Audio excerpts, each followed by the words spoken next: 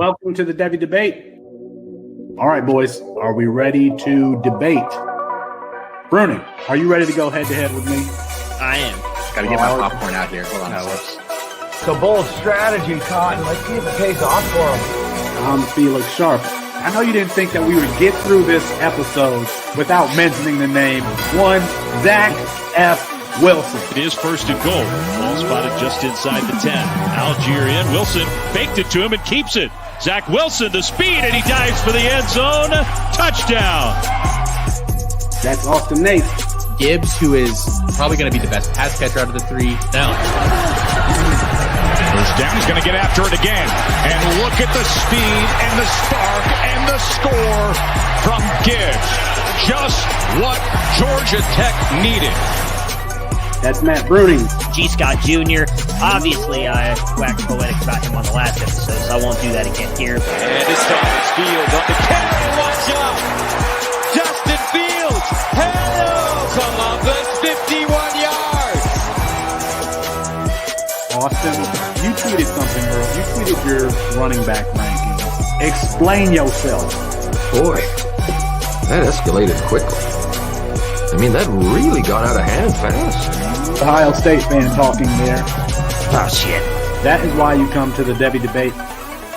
Apologies to Kirk Herbstreit. We ran out of time. We'll get him rescheduled soon. And for Matt Bruni and Austin Nace, I'm Felix Sharp. Good night and good luck.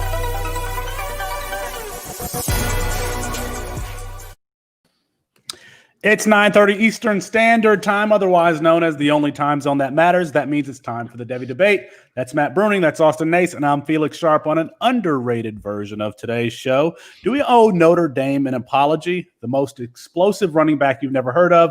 And we ask, who is the best wide receiver for the Texas Longhorns? But we start with breaking news just today that BYU may take a replacement game for Coastal Carolina, who may lose the game with Liberty as a result of COVID-19. Gentlemen, what are our thoughts about BYU versus Coastal Carolina? Go ahead, Austin. Yeah, we were talking a little bit about it before the show. It makes sense for both of them, I guess. I mean, Coastal's never going to jump up high enough. BYU, I guess, could. But at this point, I think BYU is almost better off trying to pull a UCF from a couple years ago where they, just barely miss out on the playoff, and then they can kind of claim that they should have been there. They'll still get in a New York Six Bowl, assuming that they win that, then they're golden. And I think that's going to be a better outcome for them. So it's a good game to get them to that point. I'm just hoping for their sake that they don't get pushed too high and get embarrassed. I think this is a good game for fantasy purposes because there are more fantasy relevant players, in my opinion, between Coastal Carolina and BYU than between Coastal Carolina and Liberty. Zach Wilson is not the only fantasy relevant player. So we've also got both of the running backs for BYU, Tyler Algier and Lapini Katoa. BYU is good because teams cannot stop them from running the football. And that's really Tyler Algier's game. He's a 220-pound back who moves faster than you would think. He's a former linebacker. Here's kind of their thunder, and Lapini Katoa is the lightning, the pass catcher. And then on Coastal Carolina, there are three players, fantasy relevant players that I believe have NFL futures, starting with Isaiah Likely, the tight end, 6'4", 230, 40 pounds, something like that, has been a vertical threat for Coastal Carolina. And then you've got CJ Maribel, who is going to be, a late day 3 type option. And Grayson McCall, who I've written about for Dynasty Nerds, a mobile, athletic, redshirt freshman who can kind of throw the ball all around the field. He has been great vertically, very athletic player. And so, man, that is going to be a fun game if we do in fact get it. And I'm a Zach Wilson fan, so I've been kind of waiting to see who BYU would take to kind of increase their playoff chances, given the fact that they've had a weak schedule up into this point. So, Matt, any thoughts on BYU Coastal Carolina if we do get it? Just that I hope it happens. I would love to see I'd love to see that game happen. I don't know how much it would help BYU or Coastal Carolina if they won. I feel like we're all presuming BYU would win. I don't know who would win that game. I think it'd be a good game. I don't know how much it would help either one of them possibly move up for the playoffs, but I do think if that game is played this weekend, whoever wins kind of moves himself into one of those New Year's 6 games. So I think that would be huge to have, say BYU or Coastal Carolina against Georgia would be, or someone else like that would be a phenomenal game to watch. So outside of hoping it happens, that's about all I've got. It seems like it's a New Year's 6 playoff between those two to see who gets in. All right, guys, week 12 of the college football season, and Jared Patterson going ham, 36 attempts, 409 yards, 11.4 yards a carry, 8 touchdowns. Austin, where should Jared Patterson be ranked amongst 2021 running backs, and what is his NFL ceiling? He really should have been on radars coming into this year. I think he was. I mean, I heard his name a bunch through the offseason as a guy that could kind of make that next step into, probably not a first tier type prospect, maybe that second tier. His stats last year were also great. I mean, he had 312 carries for about 1,800 yards and 19 touchdowns at about 6 yards a clip.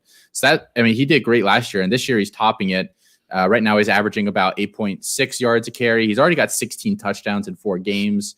And we obviously know this past weekend against Kent State, who aren't exactly a juggernaut, but he still put up, anytime you put up 409 yards and 8 touchdowns in a Division I football game, like just give this, a round of applause, a pat on the back. I mean, great. Where I struggle a little bit with him is that he just doesn't really have any traits to hang his hat on at the next level, in my opinion. He does have a really natural feel for that running back position, but there are oddly a lot of guys in this year's class that I think do. Last year's class was kind of the opposite. We had a lot of guys that had the traits, but not a lot of like that natural just running back kind of knowledge. So he does have that, but he's not a great athlete, and he's really not a great pass catcher, at least within Buffalo's offense. We haven't seen him do a ton of it. So I'm hesitant to bump him up too much. I had him RB10 preseason. I have him like RB8 or RB9 now. Someone on Twitter the other day, I think it was Cody from over at Devy Dispensary, comped him to Devin Singletary. I don't think stylistically maybe that is quite the comp I'd make, but I think from like a value level in your dynasty drafts next year, I think that could very well be where he's at. So I am interested to see how he finishes out the season and how he does if he declares this year through all the combine and that kind of process. Jared Patterson was playing the NCAA video game on rookie mode. He was running through gaping holes. I think the real question is who the hell is on that Buffalo offensive line? Because this is 2 seasons in a row where Jared Patterson is putting up rookie mode difficulty numbers. I like Jared Patterson. I don't love Jared Patterson. We talked about him on the show before last, and this game didn't really change my evaluation of him, and it shouldn't change anyone's evaluation of him because he's been doing this. And the other thing is think about who some of the record holders are for rushing. A.J. Dillon, Andre Williams, Rashad Penny, Donnell Pumphrey, Ron Dane, Jonathan Taylor, Kevin Smith, a former line. You know who didn't set any rushing records in college? Alvin Kamara, Antonio Gibson, Chris Carson, Miles Sanders, DeAndre Swift, Josh Jacobs. They didn't set any rushing records. So, production, I don't know that production is really what we're looking at specifically at the running back position. We want to see those traits first. And if you have the production on top of it, that's great. And so I like Jared Patterson. I don't love him. Bruning, we had another hardcore bang running back performance in Jamar Jefferson, 29 attempts, 226 yards, 7.8 yards per carry, 2 TDs in that upset win over Oregon. Same question about Jamar Jefferson. What is his NFL ceiling, and where would you rank him amongst 2021 running backs? Well, I guess as I've been called out on Twitter, I feel like I have a propensity for hot takes. So maybe this is going to be a little hot takey here. I currently have him at 4. I've got him. I moved Javonte down. I won't say where, but he's not one for me anymore after that performance against Notre Dame. But short-lived. It was. I still love you though, Javonte. If you're watching, still a big fan. I've got him behind him, Najee and Etienne, though. I think he has the ceiling to be a workhorse at the NFL level. He's got the size. The biggest thing, a lot of people, I think, forgot about him after that amazing freshman season he had, where he had like a 30% dominator rating, the breakout age at 18. He was by far the best weapon on Oregon State, was setting all kinds of records, and then came in last year, got that high ankle injury, was out, I believe it was 3 games, comes back and has to end up splitting time with Artavius Pierce, who ends up going into the NFL. And coming into this year, there wasn't really many people talking about Jamar Jefferson. I was one. I still love the kid coming out of what he did his freshman year. And I mean, right now, again, he's only played in, I was trying to look at it, 4 games.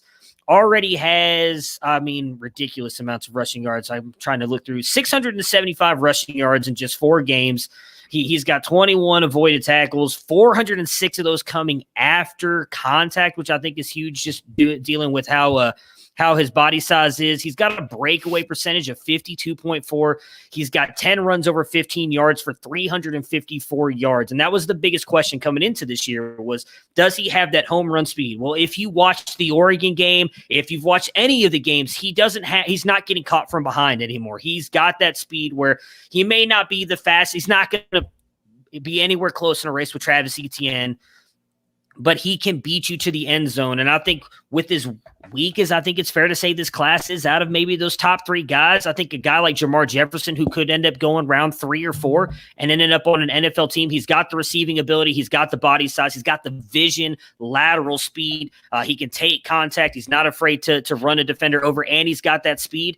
I think he's a steal in rookie drafts coming up this year, where I think he could seriously be an NFL back with a lot of upside. Well, let's keep the running back party going. Zach Evans, the number 2 overall running back in this class, 12 attempts, 100 yards against the lowly Kansas Jayhawks. I don't know if there's a worse team in a Power 5 team than Kansas.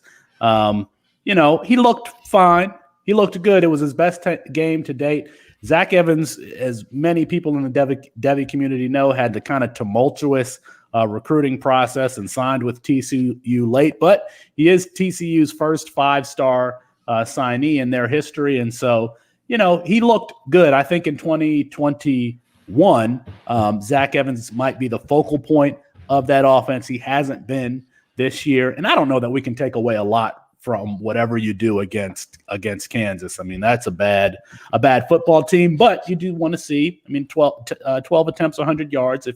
If you're the number 2 overall back, that's probably what you should be doing. And so looking forward to perhaps, taking the mantle from LaDainian Tomlinson there at TCU. I don't know about that, but I am looking forward to his 2021 season where he'll get a full off season and can put on some weight. He's listed at 5'10", 195 pounds. I kind of want to see him up closer to 215. And if he's at 195 as a freshman, I don't think he'll have any problem getting to 215 and can show some of that same burst and elusiveness. So Zach Evans, welcome to the 2023 RB party. It's going to be a recurring theme on this show.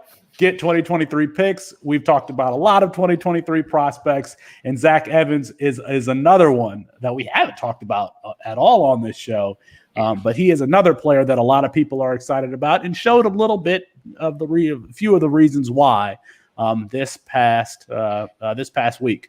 All right, gentlemen, we want to do, speaking of players that we have not talked about, we're going to do a segment called The Diamond in the Rough.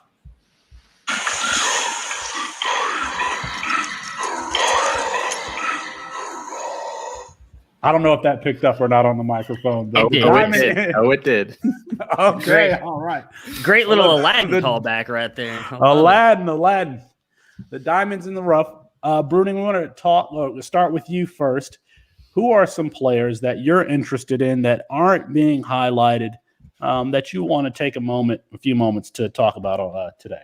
Well, I will talk about 2 gentlemen that I think are kind of intertwined here. One of them is a guy that you have mentioned many a times on here, and I did a little thread on him the other day, and that's the Nevada quarterback Carson Strong.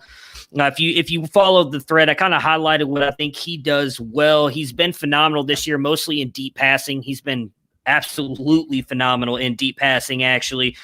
God, I should have had this more ready. I'm like trying to run through 4 different things here and can't. So I think his arm strength, velocity, deep ball placement, and his mechanics are actually very sound. I like the way that, he's got absolute zip. Fires an absolute fastball. If you go through that thread that I posted, he's got one that the cameraman couldn't even keep up with the ball as he was throwing it to his tight end. It's ridiculous. One of the best deep passers in here as well. I know Zach Wilson, Mac Jones get a lot of talk, but he's sitting up there as a top 6 guy right now in deep passing. I wonder if maybe we're not talking about him because he's over there in the Mountain West again. I know you have you mentioned someone else has been talking about him as well here recently.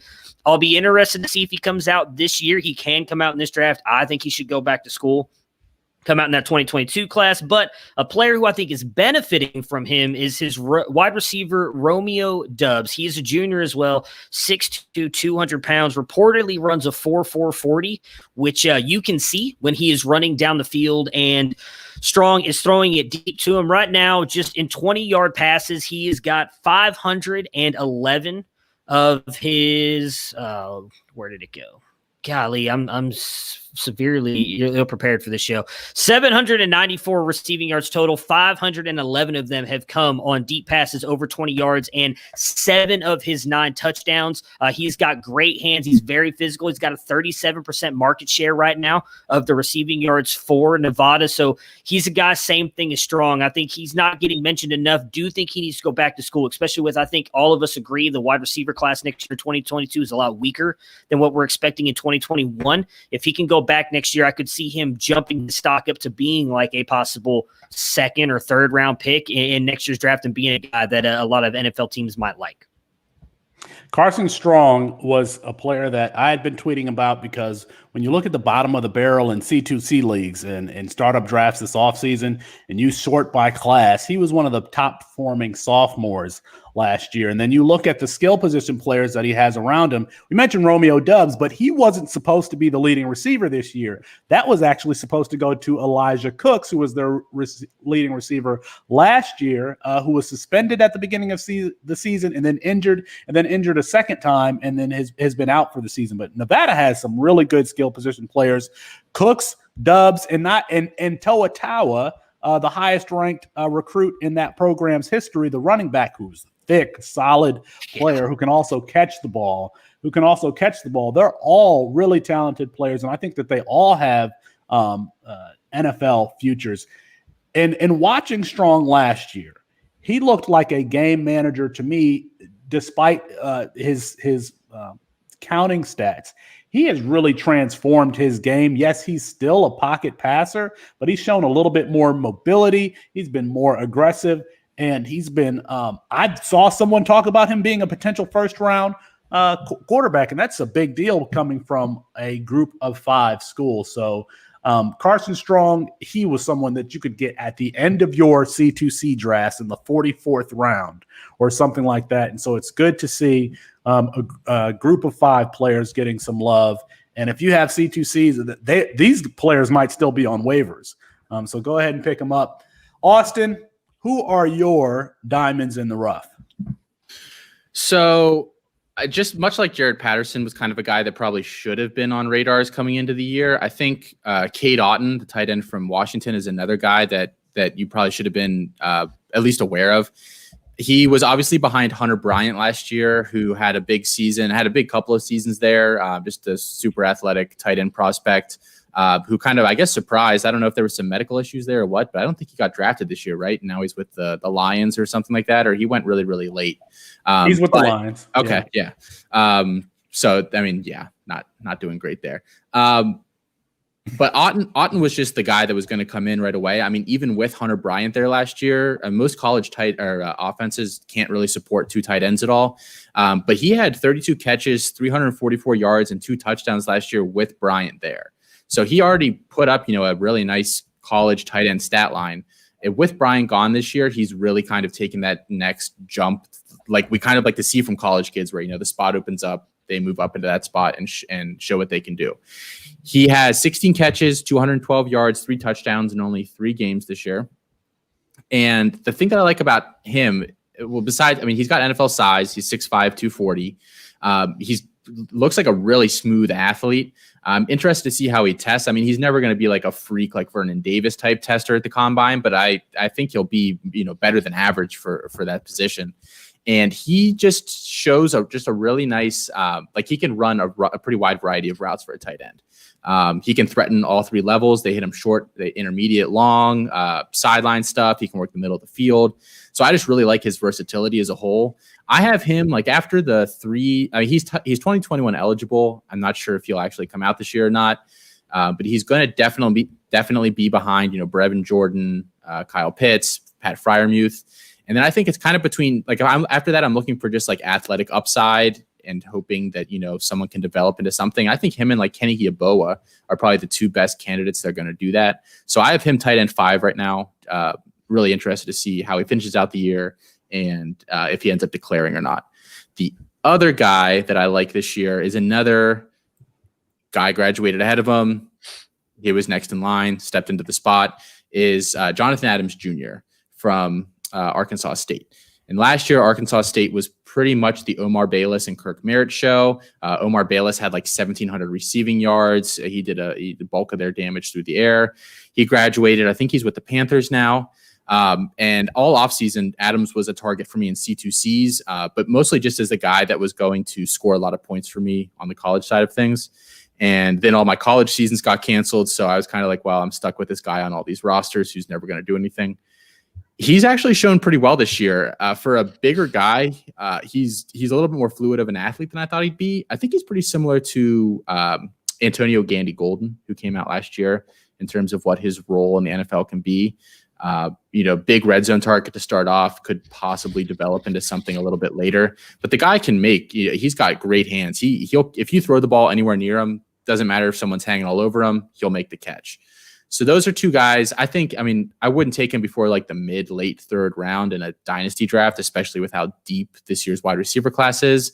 But yeah, I like him a lot. I want to see him through the combine and everything as well and see how he tests. I'm going to start with another wide receiver here, and that is North Texas wide receiver Jalen Darden. He's been one of the most productive receivers in the country. We talked last week or 2 weeks about Elijah Moore putting up video game stats. Well, Jalen Darden had 13 for 244 against Charlotte. I know it's Charlotte. I don't know. It's Charlotte. Excuse me, Charlotte.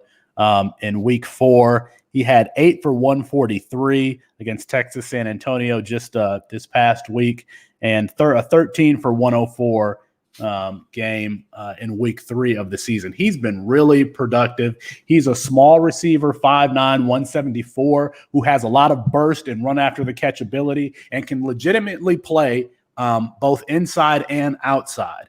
I would really like to see him at the Senior Bowl. I don't know if it's going to happen. Jim Nagy has mentioned him, but I haven't seen him accept an invitation.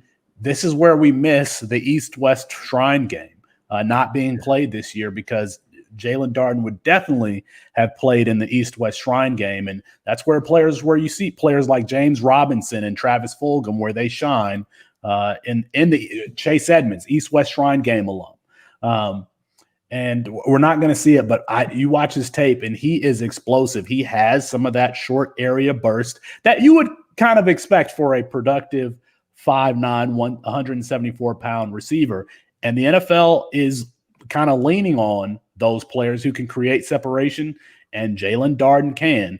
Let's wait and see if he gets an invite to the Senior Bowl. I really hope he does. Now, the next player that I want to talk about, I'm really excited because I just learned about him this past week and through this past weekend's games. And if anyone has talked about this player on a podcast, bring it to me. There's no way that no one has touted this particular player anywhere at all. I've looked for articles on him, can't find anything on him, and that is South Florida running back Brian Batey. I saw him return a kickoff, and I'm like, whoa, that guy looks like he's the best athlete on the field. Tiny player, 5'7", 5'8", 170 pounds, something like that. True freshman.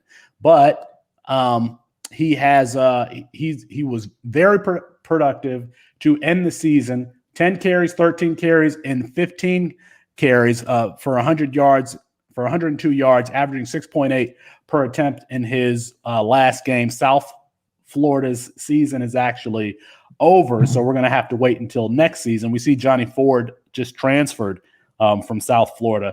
I kid you not. I think that this guy might be the fastest running back in the country. He is tiny, but he is explosive. He reminds you of Philip Lindsay, but faster. That's what I've seen in the carries from this guy. He is a rocket. I believe his nickname was the Bullet. The Bullet. They called him the Bullet in high school, and he was a true freshman. Averaged 7.2 for the season. 46 carries, 332 yards. Also added 4 catches for 35 yards. But again, wasn't used early in the season. Now with these smaller players coming from a school like South Florida, they have to have an elite trait to have any sort of NFL potential, and he has it. He has the elite trait. He has the speed, and he has the burst. And so, yes, he can be a Tariq Cohen type player who ends up getting drafted by a team on day 3. He's only a freshman. He's going to play 4 years, but watch out for Brian Batey in 2021. All right, guys. Let's play a game of fair or foul. I'm going to give you a few questions or statements, and you tell me whether that statement is fair or foul. We'll start here. Devonta Smith. Devonta Smith deserves to be the first wide receiver taken. Bruning, is that fair or foul? He's muted. He doesn't know he's muted. You're muted? He's muted, Bruning? My bad. My bad. Foul. No, he should not. I get that he's playing with one of the best quarterbacks in the nation and Mac Jones behind one of the best offensive lines, or where he has time all day to throw the ball to Devonta Smith. And as Felix has mentioned multiple times, playing against SEC defenses that are not quite what they used to be. No, I don't think so. I still would not take him over Jamar Chase, who I think is a much better prospect. I wouldn't take him over Rondale Moore, who I think is a better prospect. And I know this is the one that's going to cause the most controversy. I would not take him over Rashad Bateman, who I think is going to be a better prospect. I like Devonta Smith. I know. I knew that one was going to get you. I like Devonta Smith. I think he's a good player. Would I be surprised if he's the first NFL wide receiver taken? No, because the retarded Raiders took Henry Ruggs first. So I would not be surprised if it happened, but no, foul. He should not be the first wide receiver taken in the NFL draft. So here comes the lawyer in me, because the way this question was phrased, does Devonta Smith deserve to be the first wide receiver taken? No. And I think the answer, when you take into account the word deserve, is yes. Now, whether, again, I agree with you, Matt, whether he is or not remains to be seen. But I think he definitely deserves to be the first wide receiver taken, because over the past 2 years, he's been the leading receiver on a team that has featured 3 other guys that are going to, well, either are or will be first-round NFL draft picks, and he's significantly outproduced them all, which is pretty incredible when you think about it. He's done it with 2 different quarterbacks, with a bunch of different talent moving around him, and he's just kept on producing. I mean, last year he put up 68 catches, 1,256 yards, 14 touchdowns at about 18.5 yards per reception. And this year he's outpacing that. He's been a little less explosive in terms of longer plays, but he has more catches. He's on pace to have more yardage and on pace to have more touchdowns. So he's taken on a little more of that alpha dog role, even though he really was the alpha last year, and he's continued to produce. For people that say that his size is the big issue, he's 6'1", 175. I went through a bunch of other guys that I think I would really like to have on my dynasty teams. Guys like Deontay Johnson, who's 5'10", 183. Hollywood Brown, obviously had not produced this year, but as we've seen all those clips that people keep posting over on Twitter, he's open. Lamar just ain't getting him the ball. 5'9", 181. Brandon Cooks, 5'10", 185. John Brown, 5'11", 178. Stephon Diggs, 6 foot, 191. The modern NFL allows for receivers, I think, more than ever in all kind of shapes and sizes. And that's why I think whether he will be that guy or not, I think he certainly deserves a shot to be that guy. Well, Austin, you're going to bring out the lawyer in me now, okay? So I hear you talking about all these counting stats, but players that go in the first round or the first player taken out of position, they have elite traits. And Devonta Smith, as good as he is, and I like that type of receiver, the route runner, who doesn't have elite traits, he doesn't have an elite trait. So when you got players like Jalen Waddle and Rondale Moore, and I like Terrence Marshall, who has elite traits, I don't think that Devonta Smith deserves to be the first wide receiver taken because he doesn't have one. He's going to be a very good player for some team. And you know what's great about Devonta Smith is he's probably going to go, in the middle or late first round, which means he's going to go probably to a team with an established starter at quarterback and a better offense than he would have, than if he were drafted higher. So no, he doesn't deserve to be the first wide receiver taken, but he's the type of player that I think is going to hit the ground and be more NFL ready than folks think, given his body size and his lack of BMI, because he is that route runner type. But no, heck no, he does not deserve to be the first wide receiver taken. Let's keep talking about wide receivers. Gentlemen, I guess I'm going to start with this. Brennan Eagles is the best wide receiver at Texas and has the highest ceiling. Brennan Eagles had a really great game this past week. Over 120 yards. I can't remember exactly how many he had, but man, remember the time when all the receivers were 6'2", 6'3", and they would, play that above the rim game. We don't see that anymore. I mean, it's like ancient history, and that's the type of player that Brennan Eagles has. That's the type of player that Brennan Eagles is. Is he the best wide receiver on Texas?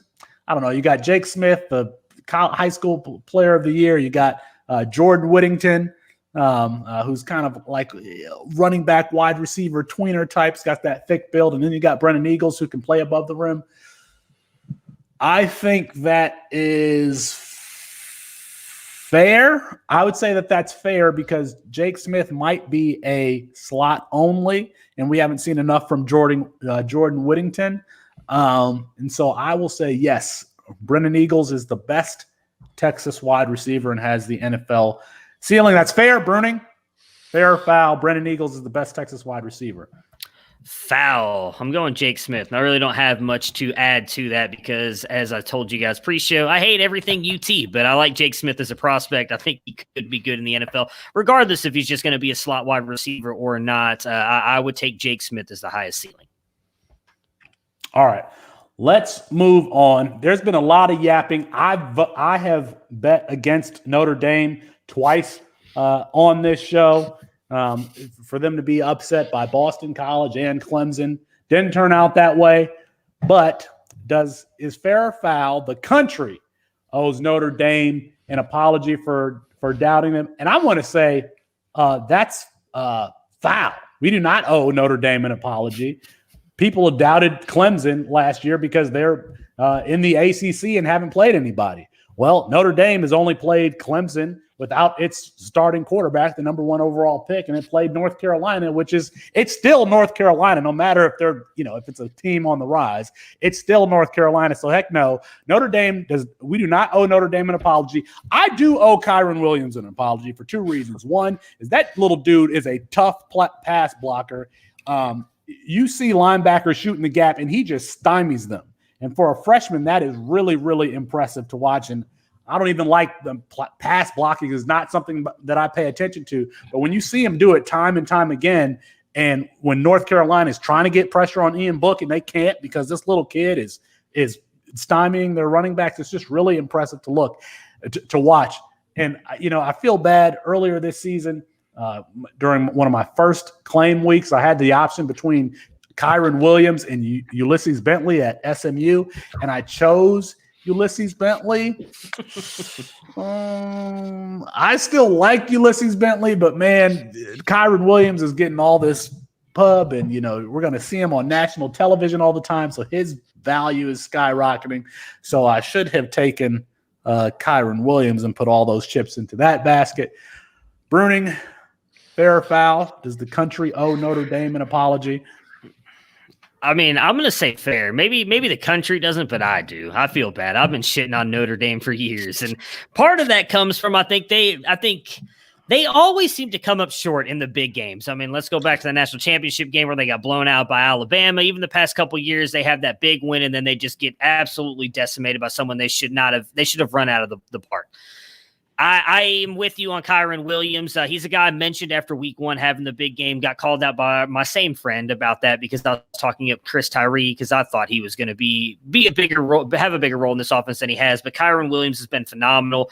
They've proven it week in and week out, and especially with that defense. I think we need to stop doubting Notre Dame. And I think obviously they've got one game against Syracuse this week, assuming they don't mess that up, because I'm still going to assume there's a chance that they might. Assuming that they don't mess that up, it's going to be phenomenal to watch that rematch with Clemson. So I'm going to say fair. If maybe not the nation, at least I owe them an apology. I find that Notre Dame offense kind of fascinating. I don't really have an opinion one way or the other on the question. I just have couple things I wanted to throw in here. Is it because of Ian Manziel? Don't get me. No. Get Ian Book out of here. So I wrote on Kyron Williams and Michael Mayer, on Chris Tyree and Michael Mayer in the preseason for Dynasty Nerds, just kind of covering, them as prospects coming out and what I thought they were going to do in that Notre Dame offense. And I said I think in the Michael Mayer article, it might have been the Tyree article, but either way, that Notre Dame for years has been a trenches team, which doesn't win you anything in college football anymore. The teams that consistently compete have all that athletic ability at the skill positions, and Notre Dame has like a guy here or there, but they don't really have it consistently all across the board. I do think this year is the first year that they have like some of those weapons that they can like really push teams with. So I am interested to see how far they can go. I mean, I still think they're going to lose to Clemson here in a couple weeks, but the evolution of that program and kind of their understanding of where they needed to get better has definitely served them well this year. And Kyron Williams was a wide receiver coming out of high school, which I find even more remarkable of how good of a pass blocker he is. Yeah. Speaking of the skill positions for Notre Dame, are Kyron Williams and Michael Mayer the only fantasy relevant players there at Notre Dame? We got Javon McKinley as the leading receiver there. We got Tommy Trimble. Are we interested in any of those guys? Yeah, I think Tremble's going to be a good blocking tight end in the NFL. I don't think he has the juice to do anything else.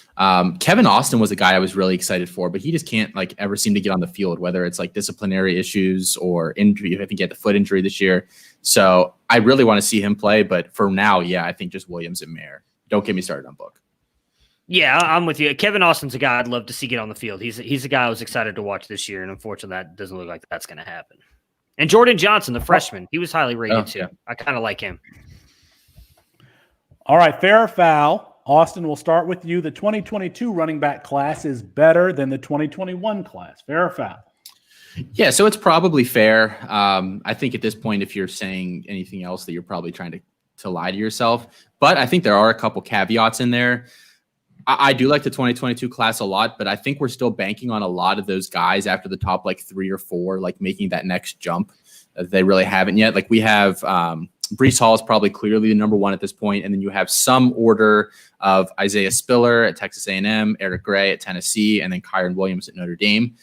And then after that, like you see a lot of Jerry and Ely on rankings who flashes but hasn't like broken out a whole lot. You have John Emery at LSU, who is another 5-star guy who we haven't really seen him outside of that committee where he's not even getting like the bulk of the touches in that offense. And if you really compare it to the 21 class, like I have Etienne number 1 and then I have Najee number 2. I'd probably put Hall above both of those guys, but then I'd put both of them above, those next 3 2022 guys.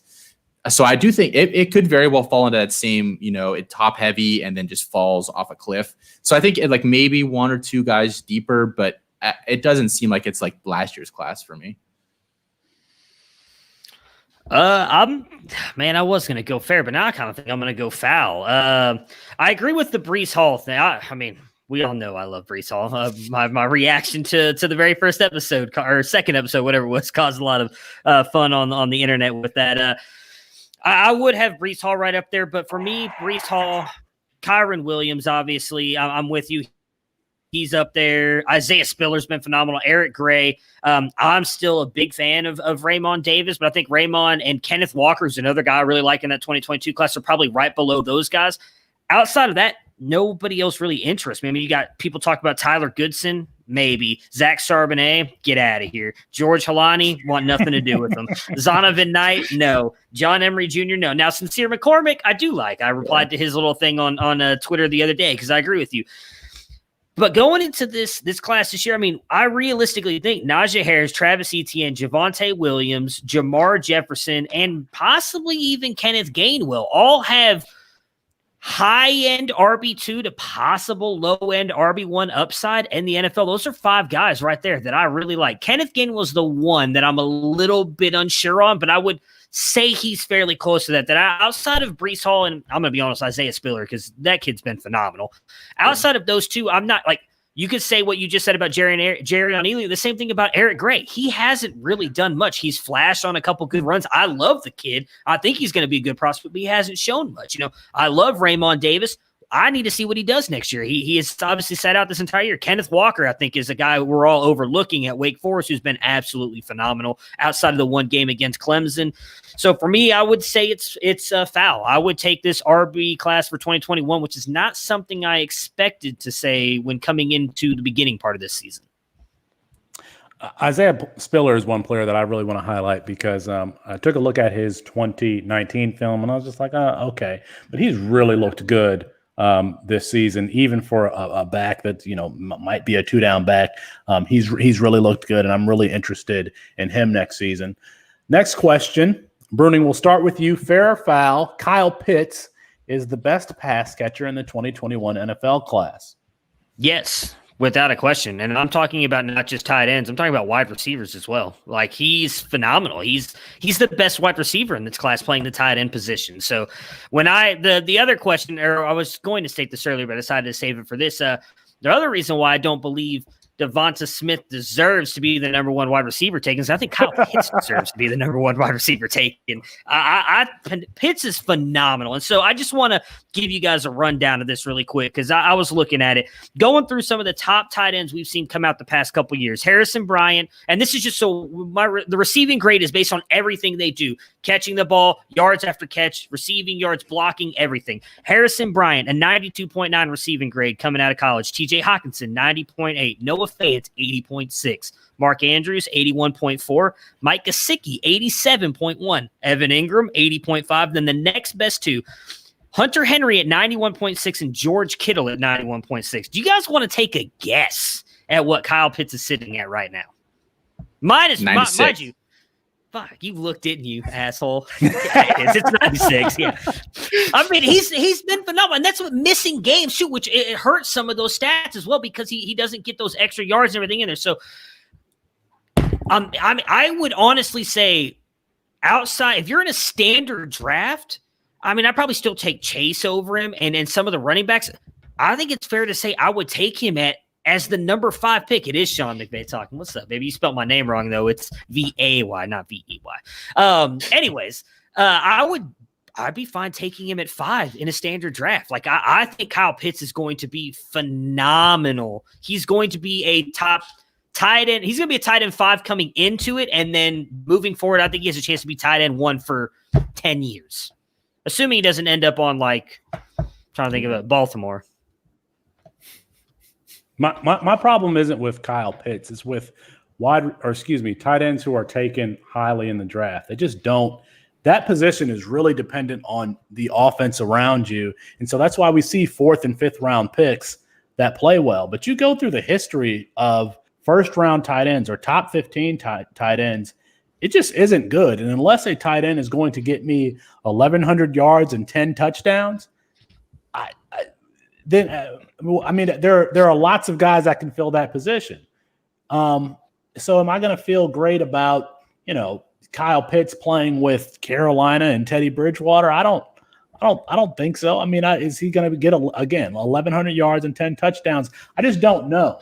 And we're talking about one of the deepest wide receiver classes in history. And so you could have somebody that's really excited about getting Kyle Pitts, and you can trade down, pick up another 2nd round pick, and pick up another wide receiver that could help you, that actually can get 1,100 yards and 5 or 6 touchdowns. And it's as great as Kyle Pitts is, I think we have to go back to like Jeremy Shockey for the last time a 1st round tight end was, and I'm pretty sure that Jeremy Shockey was taken in the 1st round.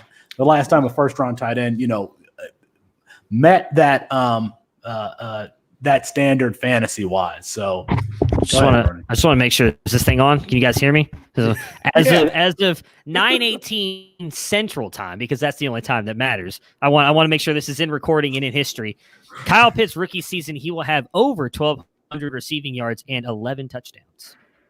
We need to bet something on that because that's just not going to happen. I don't even care where he lands. I mean, I don't even know what we're going to bet. Please, if he goes to Baltimore, I retract my statement. It's just not going to. It's not. We'll sing the Michigan fight song live for both of you.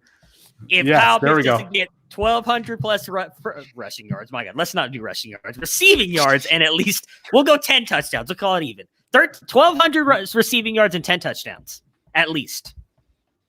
And I'll do a show wearing an Ohio State jersey, which would Let's be. Go. I'll send you Justin Fields. It's just not going to happen. I mean, I'm going to throw up live on the show if I have to sing the Michigan fight song. So I'll be right there with you. Hail to the victors. All right. Well, they don't get a lot of victories, so it makes sense why I don't know the name of that song. Go, Austin, Kyle Pitts, the best pass catcher in the 2021 NFL class. Yeah, I don't really have a strong opinion on him either way. I think even in like my tight end premium, I do have one tight end premium league that's like 2 points per reception, and I would consider bumping him pretty high in those drafts. But anywhere else, like I'm still taking like those top 3 receivers. I'm probably taking at least one of the running backs, a couple of quarterbacks. I like him. Like you said, Felix, tight end is just so just scheme and landing spot dependent that it's really hard for me to make that statement now. And then, he goes somewhere where there's a couple of tight ends on the roster or like they just don't use them very much. The guy that I'm actually more like, I'd rather have Pat Freiermuth at what his value is going to be in a draft than Kyle Pitts at what his is going to be honest. Because I think Freiermuth is going to just completely mirror what Hawkinson's done the last 2 years. Like first year, come in, get his feet wet. Second year, blow up. Hawkinson's the tight end 3 this year, I think, in most formats. So So I think Freiermuth's going to do exactly that. So I'd rather have him at I mean, that's kind of my point is like, how many games has TJ Hawkinson won for you this year? I mean, like maybe one, the Thanksgiving game was like his best game. I mean, I'm not looking for a tight end to win me a week though. I just want like a 12-point floor. But when you're taking somebody at 5, in Dynasty draft, you are absolutely looking for them. Let me make my point. Why though? Them there. Kyle Pitts, I agree with you in Freiermuth. Freiermuth is the only other guy. Like Brevin Jordan, I like Yaboa. I like them. They're not. I think it's clearly Pitts and Freiermuth for me are the clear top guys in this class. My whole point is with Pitts, and again, I go based on standard drafts, right? Like, or what's not snake? What's the word I'm looking for here? Linear drafts. If I take Kyle Pitts at 5, I'm still getting a damn good wide receiver in the second round at 5, where you might not get Pat Freiermuth, so then I might be stuck getting Brevin Jordan.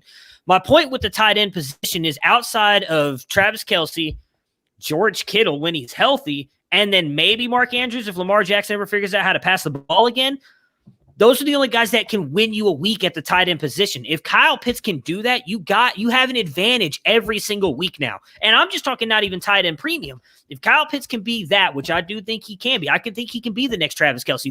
I won't say George Kittle because he's not as good a blocker. So the next Travis Kelce.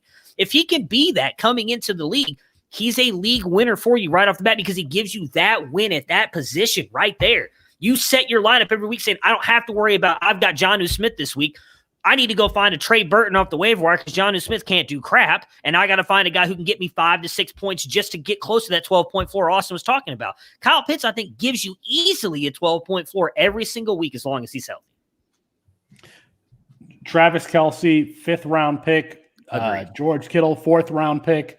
Yes. Darren Waller, what was like a 6th-round pick. And these tight ends are I mean, he was a former wide receiver who converted. I mean, we're talking about players who found themselves in fortunate positions. And because Kyle Pitts is going to – listen, I'm a Detroit Lions fan. In the last 10 years, nobody's taken more tight ends in the first round than we have. Brandon Pettigrew, Eric Ebron, TJ Hawkinson. It hasn't mattered. It hasn't mattered, and it hasn't mattered for fantasy teams. And so as good as Kyle Pitts is, he would be better if he was flying under the radar and he could land in New Orleans or if he could take Travis Kelce's position in Kansas City. But he's going to go in the top 10. He's going to be like the 10th player taken. I don't think he will though. I don't think he'll go top 10. Not All with right. the Well, offensive we'll see. linemen and wide receivers. He's not going to go top 10. Let me tell you. Let me just say this. I don't believe that I'm going to be wearing an Ohio State jersey next year. There's just no chance you'll be singing the fight song. I do want to correct one thing before we moved on. I called him Isaiah Spiller a 2-down back. He did have 29 receptions as a freshman. He only has 8 this year. But at 6'1", 225 pounds, with a 29 reception season under his belt, he could be a bell cow. He could be used on third downs. I'm going to have to look at his film a little bit closer. All right, let's switch. Kellen sucks, so that doesn't help. Let's turn the table. Let's talk more about Ohio stuff for a second here, and for some NFL questions. Bruning, are the Browns for real? Fair or foul? The Browns are for real. They're for real. Yes, fair. They've got a defense that is. Of course. Well, let me make my point. You can disagree with me if you want, but a lot of people shit on that defense, and it hasn't been great. But against the rush, they're the number 9 team against the run right now. 18 against the pass, so they're below average against the pass. That's still better than a lot of other teams are doing right now. Once they get Denzel Ward back, they get Myles Garrett back this week. They have the best running back duo in the game, and they don't move away from the run, which I think also goes to how great of a coach Kevin Stefanski has been. It hurts not having Odell, if I'm being honest. I think we've really seen the past couple of weeks how much not having a player like Odell Beckham on the field hurts that offense. They can't get that creative with a guy like Jarvis Landry. He just doesn't have the explosiveness that Beckham has. Baker is, as surprisingly, people may not believe it with the wide open pass he missed this past weekend, but it's gotten better and better every single week. If he can eliminate, he's not thrown an interception since week 5. Like, he's been better than people realize. They just don't ask him to throw the ball that much, but they don't need to because they have an offensive line who beats you up. They have a running back in Nick Chubb who will give you those 5-6 yard runs through the first 2 quarters, and then when the third quarter comes, he's running guys over because they just can't handle it anymore. He keeps running them down. Then you can bring in a guy like Kareem Hunt who changes the pace on you. Now, do I think they're a Super Bowl team? No, I do not. I will not go that far, but you don't get to 8-3 by accident because we saw them play crappy teams last year and they finished the league 6-10 or some shit like that because Freddie Kitchens was an idiot. This team is for real. They've got a lot of good players. I actually think they will beat either Pittsburgh or Baltimore. I don't think they beat both in the next couple of weeks, but I do think they get at least one of those, and they're going to be a playoff team, and I think they're going to likely win their first playoff matchup. So I actually included this question because I had a revelation today. I realized that if you're in your 30s in the Devy community, you're actually old. And so a lot of people may not have seen, I want to talk about Baker Mayfield. A lot of people may not have seen the beginning of Ben Roethlisberger's career and how he was used in Pittsburgh. They ran the ball with Jerome Bettis. They ran the ball with Willie Parker, and they had a good defense. And that first Super Bowl that they won in Detroit, Ben Roethlisberger was not throwing the ball all over the place. They were throwing the ball, maybe 20 times a game, very conservative game plan, and just try not to lose it. And that's what's happening with Baker Mayfield. You got Kareem Hunt and Nick Chubb that they're going to both go over 1,000 yards this season. And as the Browns are winning and they're playing well, Baker Mayfield is continuing to get reps. People forget, but Baker Mayfield was a damn good NFL quarterback prospect. That's why he was taken number 1, because of his accuracy. And that is still there.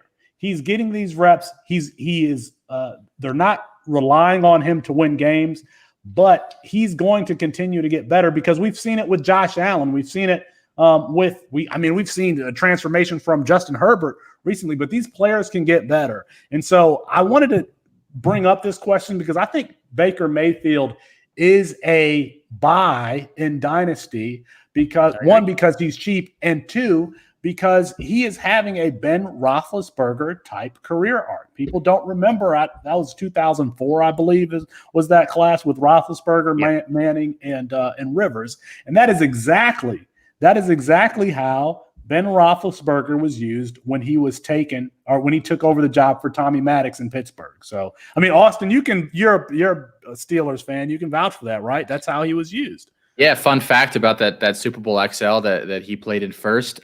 Pittsburgh threw a touchdown pass in that game, and it was not Ben that threw it. Hines Ward. It was Randall L. to Hines Ward. Oh, yeah. Randall. Okay. Yeah. Ben did have a 1-yard rushing touchdown in that game, but he was definitely game manager the first couple of years. So I want to add one more thing on the Baker thing because I agree with you 100% that he's a buy low, because the other thing I'll add is while it may not be a big deal to some people, I do think you have to give him a little bit of credit on how he's progressed throughout the season, this being his fourth head coach and third offensive system in 3 years in the league. On top of that, he did not have any kind of regular offseason or preseason games to learn this offense, which is completely different than any offense he has ever run. And we've seen it again, as I mentioned, and as you mentioned, he's been improving throughout the year. I honestly think I may have been a year ahead of myself in saying that he could be a top 12 quarterback for fantasy this year. I think that will happen next year. I think once he gets this offense under his belt, you get Odell back. That offensive line has been phenomenal. Have Hunt and Chubb. I do think that he could be a top 12 quarterback next year, and he's not going to be rated as that in the offseason. So I agree with you. He's definitely a buy low candidate. Last question in fair or foul. Austin, fair or foul, the Jets should fire Adam Gase before the end of the season. So no, I don't think they should. I know like the NBA joke is like the tank commander, where like you bring a coach in and he like leads you to the worst record. And obviously the grand prize is Trevor Lawrence. And there's teams that are close enough to them. Like the Jaguars only have one win, right? I don't know what all the tiebreakers and stuff look like, but there's like teams close enough that if they win a game accidentally, like they might lose out on Trevor Lawrence. So I don't think they should fire him.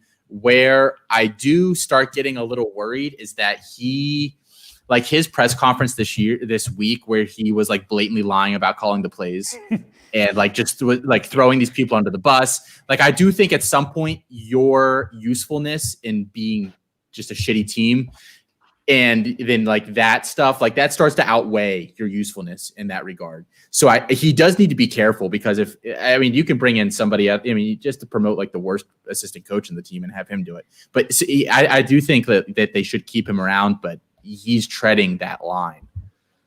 As long as Adam Gase is losing, he has not exhausted his usefulness, because I need somebody to share the 2008 title of 0-16 with the Detroit Lions and that Browns team. So heck no, they should not fire Adam Gase. He needs to be able to wear that 0-16 title around his neck like a leper in the old days. It just follows him around, just like Rod Marinelli and Hugh Jackson. You coached an 0-16 team. No, I want that. I want that to follow him. He can't be, what are they, 0-11? 0-11. No, I don't want him to say that he's an 0-11 coach. He's an 0-16 coach.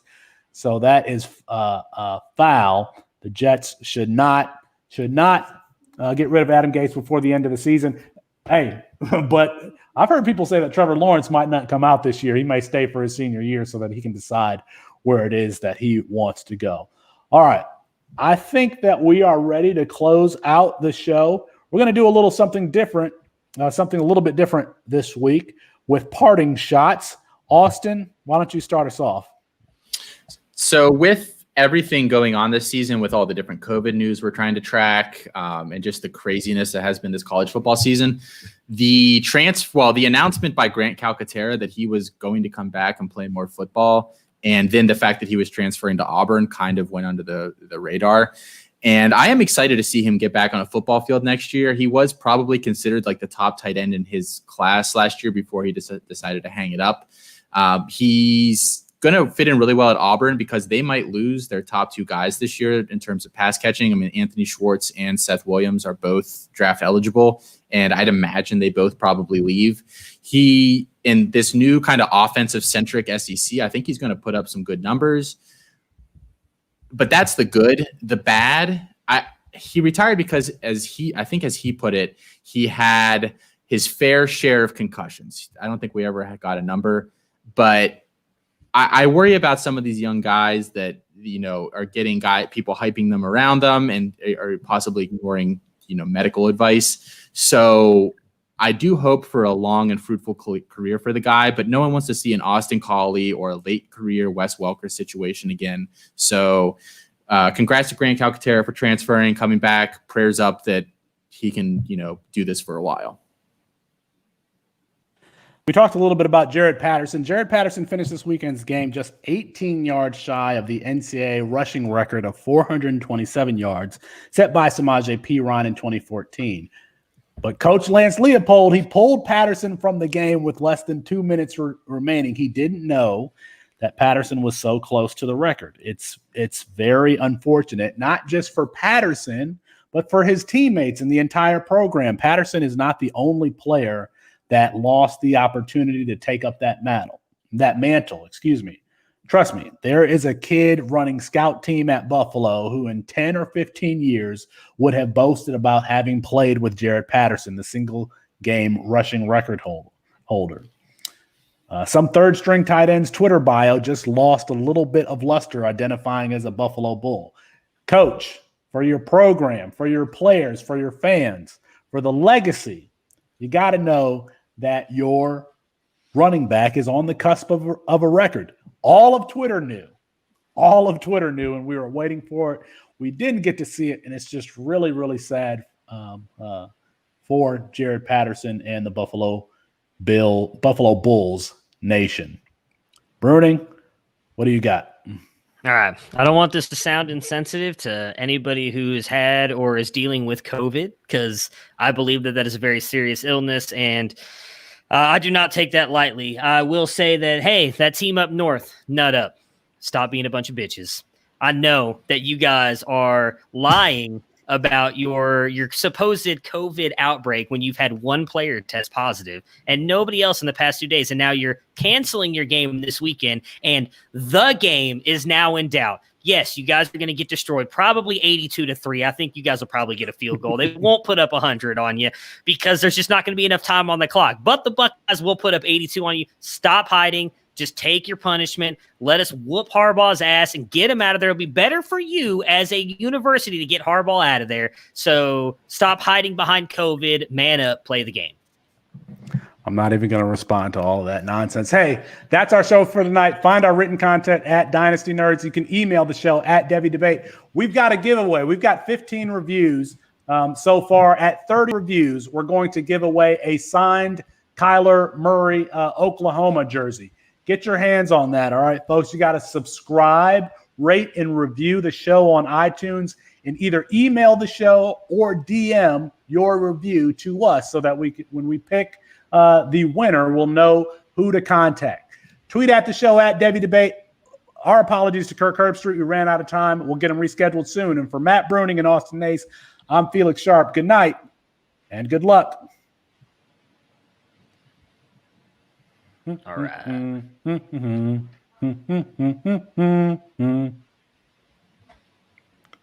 I can't. You can't do a parting shot. Parting shots have to be your thing. It can't be. That is my thing. You just ripped my team, and I can't even. I can't. I have to give you the respect of the floor, and I can't just respond to you at all. I mean, oh my goodness. Hey, look, I can't wait for next week.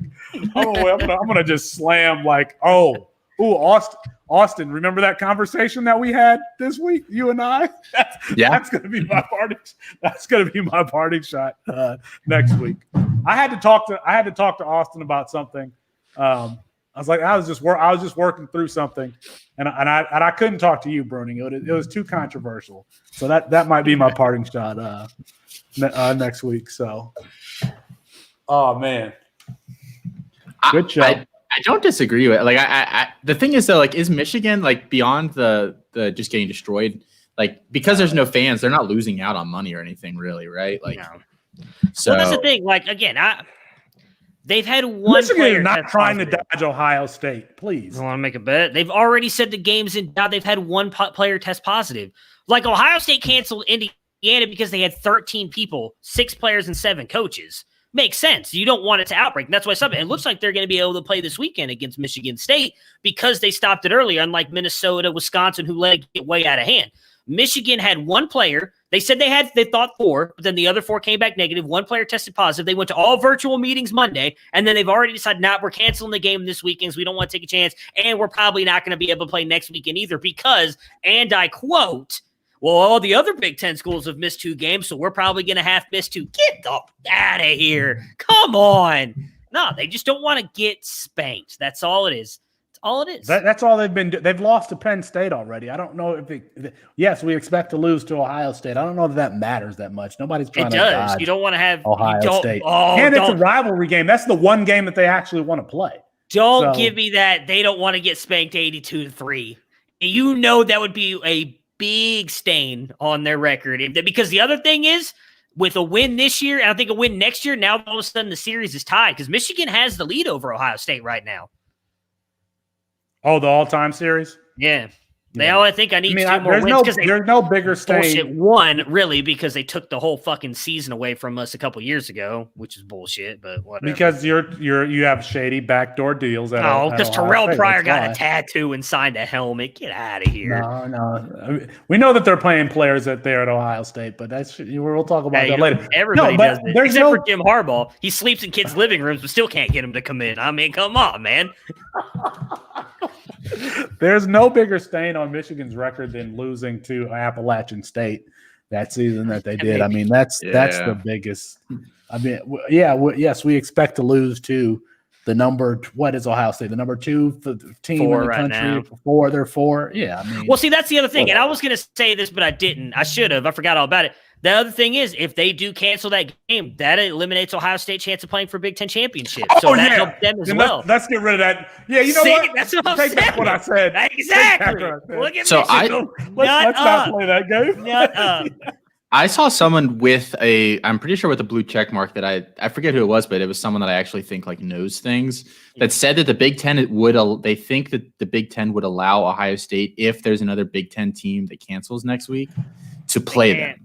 It's got to be. There's a formula in the Big Ten. So it's like if all the teams don't play 6 games, then it goes to the average, and then whoever has played the average is eligible for the Big Ten championship. The problem with that is you would need 6 more Big Ten games to get canceled between this week and next week to drop it to 5. Which is what, if Ohio State plays this weekend, which it looks like they will, you would have to get to that record to be 5. Now, I also don't think that it may be a bad thing if Michigan does that, to be honest with you, because Michigan is not going to have a very good ranking, in my opinion, obviously. I don't even think they're ranked in the top 25. Ranked? No. Yeah, so Michigan? No. They haven't won a game. They would end up against yes, they did. They won one game. Did they win? Oh, I forgot about it. I honestly thought they were over, so that's right. They did.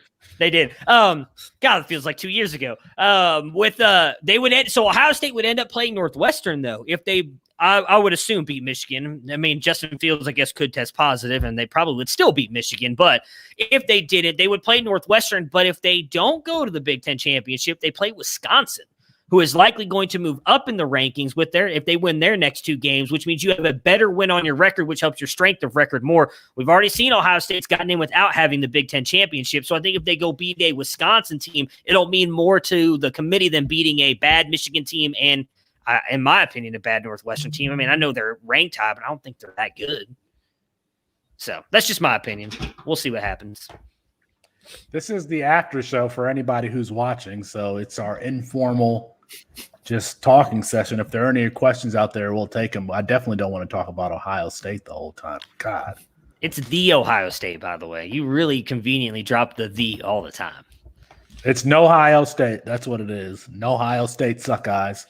That's like when your school superintendent demands you call him doctor. No. It's like the same thing. If he's got a degree, he deserves it. I'm looking at the slate this week. Let's see. There's not a lot of good games. Jalen Darden actually plays tomorrow on CBS Sports Network at 6 p.m. I'm probably going to watch that so I can see him play. And TCU, Oklahoma State. I've been having a lot of fun watching the Pac-12 this year. Not that I don't always watch. I have not watched the Pac-12 game. Yeah, there's been some good games. There's a lot of. I mean, I don't think there's a lot of like good teams in that conference this year, but there's a lot of fun teams in that conference this year. Yep. Have you seen David Mills play yet? Not this year. But I saw his first game. I haven't seen. I think they've only played 2 games this year, haven't they? Or 3? Yeah. I think they're 0-3, aren't they? Didn't they lose this last weekend? I haven't had a chance to watch it yet, but I watched their first game. He didn't look great. He looked like I have him as like just an awful grade before the season. And wasn't he the number 1 quarterback in his class? Yeah, he was ahead of Tua. He was ranked ahead of Tua and somebody else. I don't know if he was number 1, but he was ranked ahead of like Tua and here, I'll look really quick. Ooh, Fresno State and Nevada play. Well, I might have to stay up and watch that one. Ronnie Rivers. Ronnie Rivers has an NFL. I could have talked about him, but he has an NFL future as a pass catcher, as a satellite back. Really like me some Ronnie Rivers. Dante Wright plays at 7 against San Diego State. I think I have him really high compared to pretty much everybody else. I saw that. I saw your rankings. I was like, oh, okay. Yeah, I like him a lot. Is way up there. I do too. I don't knock those small receivers anymore. I don't think the NFL cares. And if the NFL doesn't care, then I don't care. As long as they, don't look like crap on tape. So have you paid attention to Warren Jackson at all? Like this last 2 seasons, do you have any thoughts on him? You're smiling. You're gonna rip Warren Jackson, and I like him, aren't you? I'm not gonna rip him. I have him. So this week I actually went in and made my big shifts for the season. Enough games have played that I felt comfortable moving some guys. I have Warren Jackson, so I gave him a round 4 dynasty grade, which generally grades out to a late day 3 NFL guy. I just don't like those uber tall wide receiver prospects. Yeah, that makes sense. Anything bigger than 6'4", and I start to watch really carefully at movement skills. He's better than a lot of I think I like him more than TJ Basher, who's in that same role for Texas Tech. But it's not quite there's just a ton of guys that I'd rather have over him. So we got a question there. There is only one comp that I could think of, one recent comp that I could think of for him, and that's Auden Tate. Yeah. And Auden Tate, he's faster and more agile than Auden Tate, and a lot of people like Auden Tate. They think he should be playing more, and I think he's better than Auden Tate, and he could potentially play tight end. So he's that dude. There's no back shoulder throw that you can't throw to that guy. I like Warren Jackson. I've been writing something on him for the last 2 months, and I can't get the all 22 code that I need to get to watch some more of his 2019 tape. I've been trying to get this all 22 code to finish something, but that's probably something I'll finish in the off season. But I'm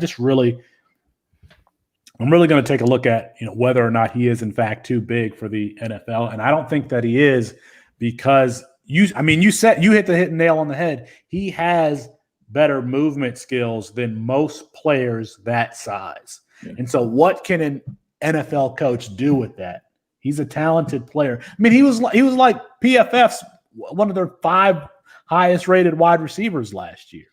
So he and Austin Watkins. Go ahead. Sorry. I was just going to say he and Austin Watkins are my favorite players that nobody talks about. So what were you going to say? I was just going to – it depends on who you have to drop. I would actually probably play Kyle Rudolph out of all those 3 this week with the matchup against the Jaguars, because Noah Fant has got the Chiefs and Logan Thomas has got the Steelers, and I don't want either one of those in those matchups. Is Irv Smith out again this week, though? I believe so, yeah. Okay. And yeah, Miles, give us a rate and review on the iTunes. Yeah, you can get a signed Kyler Murray jersey. And then, yes, I would definitely pick up Taysom Hill and play him with Brady being on a bye. Yeah. Have you ever tried to, these low-end quarterbacks, Taysom Hill, Teddy Bridgewater, I've been trying to trade him in my C2Cs, and you can't.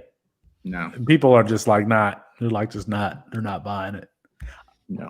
I would even trade, for a team that's bad, I would even trade Taysom Hill for Carson Strong or Grayson McCall, and I don't think I can do it. Get it done. We should have a show about trade values and C2Cs, because I found that it's hard to do. Yeah, it's hard to get trades done, at least as far as I can see. Well, Miles, you gotta send us proof of that you rated and reviewed the show before we answer your next question.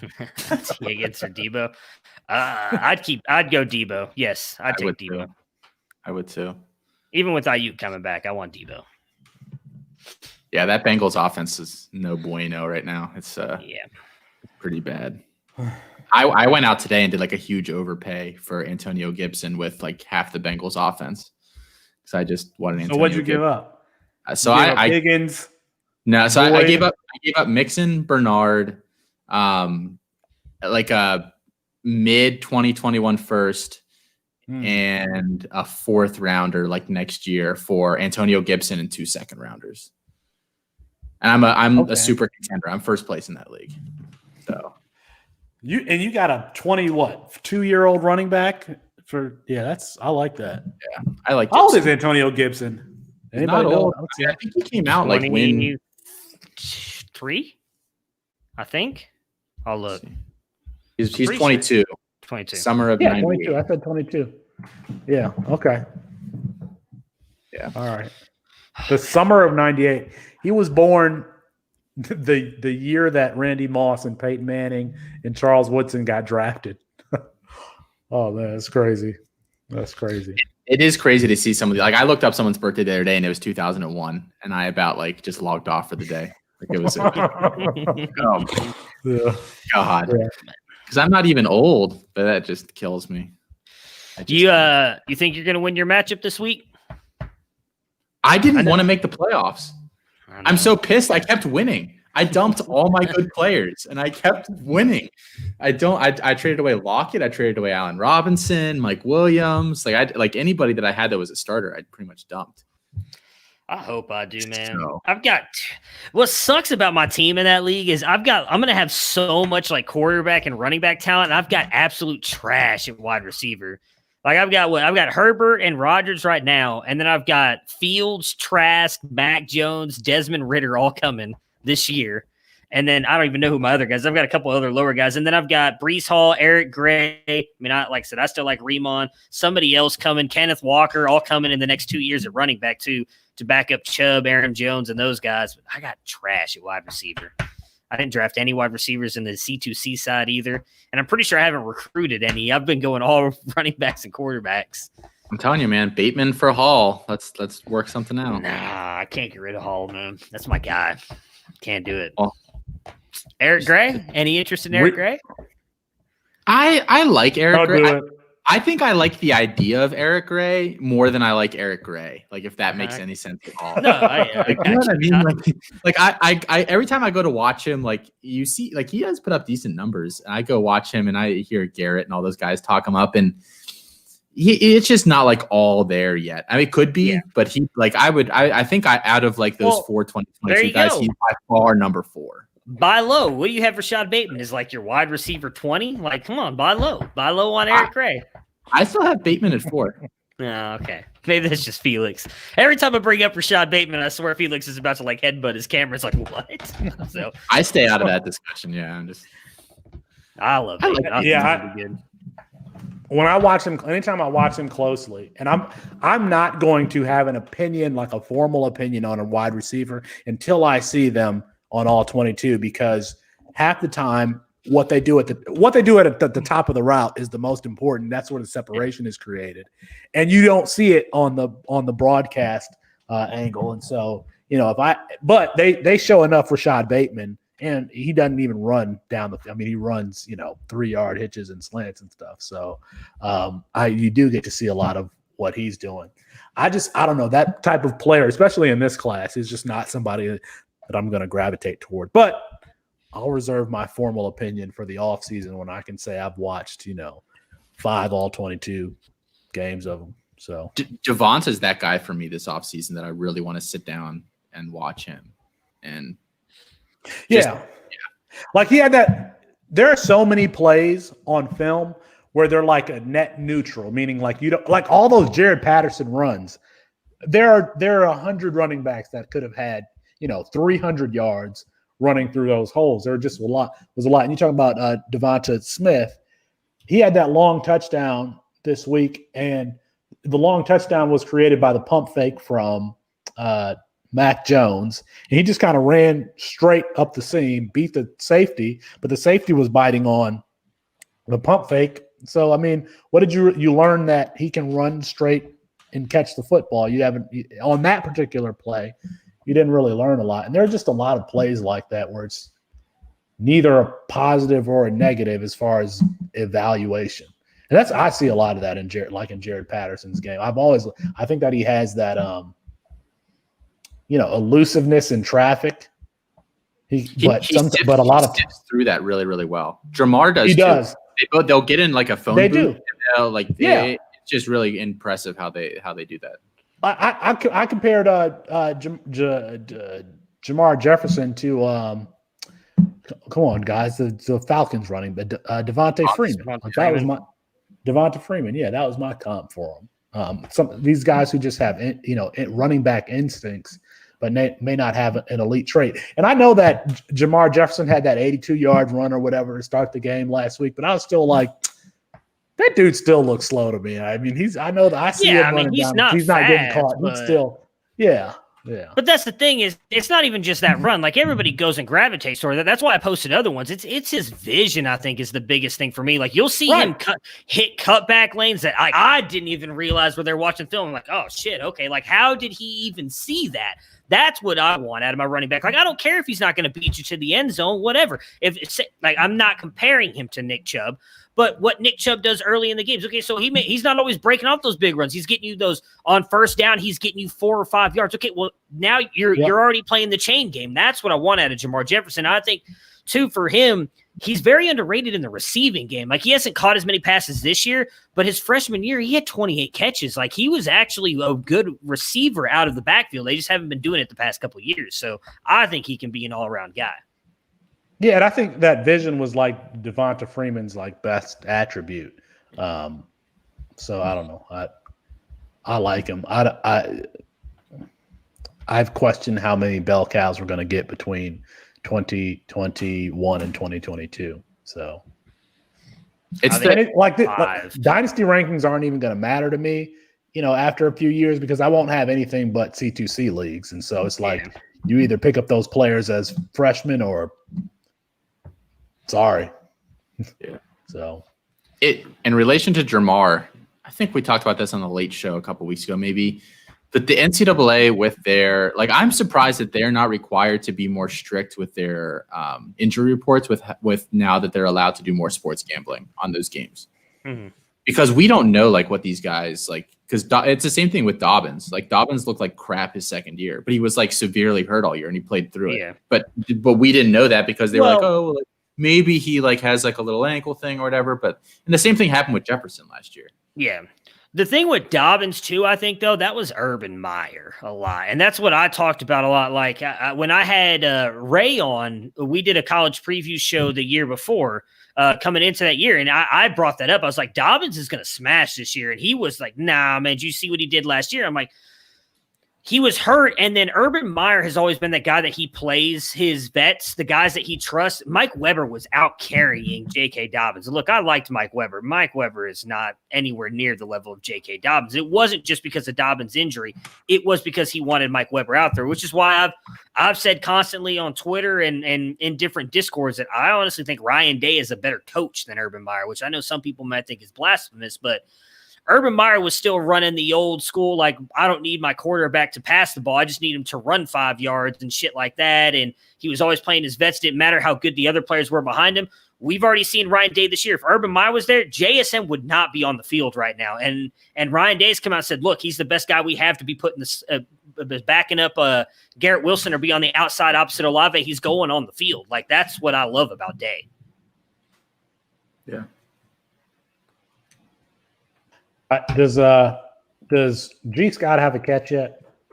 I don't think so. I mean, they've only played 3 games. I don't understand how you guys are going to keep all of these receivers and all the receivers that they got coming in. I mean, it doesn't make sense for me for a wide receiver recruit to go to Ohio State. It doesn't make any sense to me. I think that they'll be fine because of the offense that they run. And again, they're not doing it this year, which I think a lot of it is because of COVID. But they do have they do like hockey lines with their wide receivers. They switch out wide receivers constantly. I think they're not doing it this year because Julian Fleming, G. Scott, Mookie Cooper, because he didn't even get to play his senior year in high school. Those guys just didn't get enough practice. JSN, the reason I think he's more ready than anybody else because he played down here in Texas against some of the best defensive players come out. So he was already, in my opinion, ready for the most part to come into a college game. They've already come out and said that's why they leave Garrett Wilson and Chris Olave on the field so much because those guys know the offense. They know what they want to do. G. Scott and Fleming are still learning. Wasn't the Indiana game? Who did they play before that? Penn State. There was the Penn State had pinned them down toward their goal line in the third or fourth quarter where it was not really Ohio State hadn't gotten away with it yet. Like that was still a pretty good game, the Penn State game, where Julian Fleming lined up on the wrong side of the field and they had to call a timeout because they were yelling at Julian Fleming to go to the other side and he wasn't getting over there. And then they had to call a timeout because they were about to run out of time. So I think those guys are still learning the offense. I don't think it'll be an issue. I mean, you're going to have Olave's gone next year. You're going to have, I would imagine it's going to be Wilson, probably Wilson, Fleming, and JSN are probably the starters. And then you're going to have G. Scott and Mookie Cooper and some probably. See, I don't think Ibuka's coming anymore. Really? I can't remember who. I was listening to a podcast today. They were saying, is it LSU? There was someone that's made a big push for him recently. They don't think Ohio State's going to get him. Like, I don't know, because Burton can't show up this year. He's next year, I think. So I don't know. They've got somebody else coming in this class, but I don't remember who it is. But they'll rotate him in and out. And I mean, by the time Wilson leaves next year, then those guys are going to have a more prominent role because then you're going to be looking at like G. Scott, JSN, and Julian Fleming are going to be going into their junior year. So they're about to shift out. So I think they're just going to keep shifting them around. I don't think you're going to see anybody leave. I am working on a piece G. right Scott now. is the one I really want to see play. Oh, I'm with you. I mean, I'm with you. I am working on a piece right now. I haven't gotten to like the finale yet to like run everything to make sure it checks out. Yeah. But I did float it on Twitter the other day where I really do think like a lot of like there's really like a consolidation of talent at big schools now. Like a team will bring in 3 4-star receivers and the next year bring in 3 more 4-star receivers. So I do think we're going to start seeing less of like dominator and breakout age mattering less, and where you went to school and just how your development went matter a little more. Yeah. So I'm running some numbers on that right now. But well, I mean, and that's the thing. I think that's what, I've mentioned it before. Brian Hartline is getting that reputation there at Ohio State for developing wide receivers. You look at some of the guys that have made it into the NFL. And I mean, I know for a fact that's one of the reasons why G. Scott went there. That's why Caleb Burton decided to go there along with, it was partially had to do with Quinn Ewers going there as well, but that was part of the reason he wanted to go there. There was I'll pull it up because I have the text message. Hang on. Give me 1 second. Austin, to your point, I think when we get this transfer rule come next season, I think that's going to impact a lot of stuff too, because, kids aren't going to have to sit out a year if they decide to transfer. So, G. Scott can go to Michigan if he wants to, and he can he can start right away. Jaden, I don't think Bruni heard what I said. I heard. I'd still cheer for him. I like G. Scott. I'd still be a fan. Jaden Ballard, I forgot about him. The high-end wide receiver recruit this year. He wanted to go. This is a little bit of an interesting story here, but he's actually known Brian Hartline most of his life because his mom used to date him back in the day. But he wanted to go there because of the way that Brian Hartline develops wide receivers. Like, that's the thing they're getting. It's the same thing with, like, I don't want to feel like I'm speaking out of line here, but with how do I want to word this? The way that Ryan Day is getting talked about developing quarterbacks. I think that's why they're continuing to get all these quarterbacks now as well. Because, you have CJ Stroud, Jack Miller. Who am I forgetting right now off the top of my head? McCord comes in next year. McCord's coming in. And then you're going to have Quinn Ewers coming in the year after him. That's 4 5-star guys. You can't start, at least with the wide receivers, you can start 3 of them or 4 of them at a time. You can only start 1 quarterback. So you're looking at likely 2 of those guys at some point transferring out. And if Quinn Ewers is going to be the next Trevor Lawrence, I imagine he's going to get on the field pretty damn quickly. He may not get on as a freshman, but I would think as a sophomore maybe. So, and they're already talking about there's another quarterback in the 2023 class they're talking to. So, it's a whole, like, they're just trying to bring in the best talent. If people transfer out, they transfer out. Does that ever, like, I do wonder if a school could start to develop a negative reputation with that.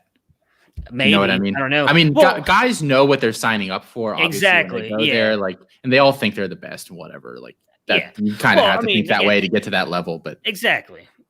Yeah, I would say, like, because I've had the chance to talk a little bit with G. Scott, and I think that's part of his biggest thing is he believes he's one of the best wide receivers on that team. He doesn't want to transfer out. He wants to prove it. He wants to prove he's one of the best. And, not just Ohio State. You could go to Clemson. Alabama every single year is like one of the top 2 schools because they're bringing in all these guys. So I think it's that is the biggest thing would be, and I would imagine they are, is if they're transparent with the kids. And I know that like Ohio State is, because I see the stories they're talking about. Quinn Ewers like, oh, I already knew these guys were going there. McCord, I already knew CJ Stroud was going there. They told me. So I think it'd be different. It was like, hey, they offer CJ Stroud, and then 2 weeks later they're bringing in McCord, and neither one knows about it. Maybe that would cause some animosity. But if they all know about it, you're pretty much being told, hey, we're recruiting you because you're one of the best in the country. The best man's going to win the job, and you can decide what you want to do after that. So it's a tough pill to swallow, to go from playing football every fall from the time you were probably 6, 7 years old, somewhere around there, until you're 18, to now you're not playing football games. I mean, that is just, it's very hard to deal with, to get redshirted and to be a backup and to be on scout team. That shit is hard. That shit is hard to deal with. And I don't know. If I was a prized recruit, I would want to go somewhere where I'm absolutely going to have the opportunity to play. So,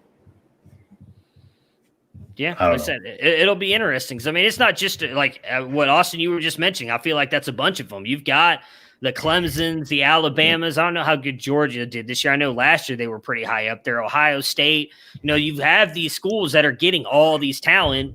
How many of them do stay and how many of them transfer out? I mean, not all of them work out either. Like I pulled up the David Mills thing. I don't know, where's it at? So like, so he was the number one prospect in that class. So. Yeah. And then Hunter Johnson was number 2. I don't even know whatever happened to Hunter Johnson. I guess I'm not gonna lie, I don't know who that is. He was at Clemson. He was supposed to be the next big thing at Clemson until they bought in Trevor Lawrence. I don't even know if he's still in college football anymore. Then it was Tua. Then it was Jake Fromm. Tate Martell. I mean, Tate Martell they brought into Ohio State thinking he was going to be the next guy. And he went to Miami and nothing, because he's not a good quarterback. Wide receiver. Yeah, not everybody's going to pan out. That's the thing. That's what I think a lot of these big schools take that approach, because they've seen it. They're like, look, we're going to bring in 4 5-star quarterbacks because we know maybe only one of them pans out. Like it sucks to say that, but not all these guys are going to end up panning out at the college or NFL level. So if I was Ohio State or Clemson or Notre Dame or Michigan, BYU, I'd do the same damn thing. I bring in as many 5-stars as I can and then play the ones that end up being good. Really interesting. I'm looking at that 2017 class right now. It's literally like great player, nothing. Great player, nothing. Like this is really interesting to see. Oh yeah. That's the thing. Like you can go through a bunch of classes and do that. That's the crazy thing about it, is we always think, like, even, you know, with us doing the recruiting stuff for the program, we think, oh, hey, I got God, what's his name? Heward. I got Heward because I think he's the number 1 quarterback class. I think he's going to be good. He could end up busting, in the 7th quarterback on the 24/7 list could end up being the guy. We just don't know. I have a guy that's very low rated at quarterback that I am fairly sure that I'm either the only person putting points on or very close to it, that I hope I get, because I've been getting squeezed out of all my guys. It's been killing me. Are you guys recruiting the 2020 high school class, the senior? Yeah. So how you do it is like it's almost like I'm assuming, have you ever played the NCAA games? Yeah, I was explaining to Brandon. To Brandon Lejeune. I was like, Brandon, it's just like, but you know, Brandon is older than us. But I was saying that it's just like the NCAA video games. Yeah, that's all. But I wasn't sure if you guys were recruiting the incoming freshmen or not. So. No, yeah, it's we're doing the 2022 class right now, I think, because the 2021 or 21. Have some of the quarterbacks gone, like Brock Vandegrift and Sam Heward, and have they pretty much all of them at this point? Yeah, here, I'll pull up my recruiting sheet really quick and see. Like, we've got most of the top. A lot of guys went for like the top guys really quick. Where is my sheet at? Is there like a point total? Like, can you tell me the difference between like what Brock Vandegrift went for and what? Oh, I can't. You know, I mean, I can get it for you, but I don't have it. All I have on mine is like I have my recruiting sheet that I submit to the guy who handles our recruiting points, which is Carl. And then he because he's in the other side of the league, so he doesn't see, like, he can't see what his is doing, but he looks at all of ours. So like, just looking like, so what is this? Let me pull here. So far the top 100. No, that's not 100. The top, what is that? Let me subtract this here because I'm horrible at math. Damn it, not times. There we go. So the top 50 prospects in this class have already landed on a school right now. Like that's when there's been some other lower guys that have gone. It's I don't know. It's fun, man. It's a lot of fun. I'm hoping we can do our recruiting show tomorrow since I didn't get off till. You're going to expand. You're going to do more leagues next year, like that. Or just keep the two. I don't know. There's some people who have asked us to do that, but it's so much work, man. And I don't even do most of it. I just commission the 4 leagues. Like the 2 guys, Carl and Boss, like you have to, and all I think the fairest way to do it is you have to have 24 people in one league pretty much, but it's split between 2 because if you just do a 12-man league, like say the 3 of us and we were to do it with like, 9 of our listeners. See, that's why I'm bad at math. 9 of our listeners, like, and all of us were to submit recruiting points and say they were going to submit it to you as the commissioner. You get to see who everybody's recruiting, and some people may think that's unfair. So it's one of those things. So like me and Austin, because we're in League 1, we submit it to the guy who's doing League 2. So he only sees what League 1's doing, and then the League 2 guy submits it to someone in League 1. So only he gets to see what everybody's doing in League 2. It's a whole thing. It's fun. I've only looked at the quarterbacks for the incoming freshmen. Who are the running backs, receivers, or tight ends that people are excited about? I mean, you had the OSU kid. Travion Henderson was one. I wanted Ibuka, so I made Washington one of my pipeline states, and I'm just hoping I can get some good Washington players in the future. But because I got Hubert and Ibuka out of Washington. Mm-hmm. I really like LJ Johnson. I think he's like the 3rd or 4th running back in the class. He's 4 committed between Texas A&M and Texas. Yeah, he's between a couple different places. He's a big boy and he moves really, really well. I like him a lot. Okay. I'm hoping he goes to not Texas, to one of the other ones, because I think he'll play more there. But I've got the 24/7 recruiting rankings up right now that I'm looking at. So I'm not a big Kamar Wheaton guy from what I've seen. I don't dislike him. I just don't think he's like all that. He's like the first guy, I think, and then I think Henderson's second. I like Will Shipley a lot too. He's going to Clemson next year. I kind of like Donovan Edwards too, but I'm going to be honest, I have not looked at a ton of these guys. So, all right. So how do we do this week as far as views and all that stuff? I think last I saw we were already at over 180. Damn. Views? Yeah, on just Twitter. Yeah, because I think Raymond's dad retweeted it, which makes me feel bad because I feel like I didn't speak so highly of him on this episode. And I love the kid. I watch what I say about him on here. I don't want people coming after me. I will come correct if you diss my guy Raymond Davis on here. I don't dislike him. I just don't see an athlete that is gonna. Warren Jackson's like, I don't know if it's his mother or if it's his aunt. Like anytime I post something about Warren Jackson, she always retweets it. And then Isaiah Wright's dad, like I did this thread about these players who could Zach Wilson's dad actually retweeted something that I posted early in the season. Yeah, Mark Wilson. I looked, I was like, oh, this is Zach Wilson's dad.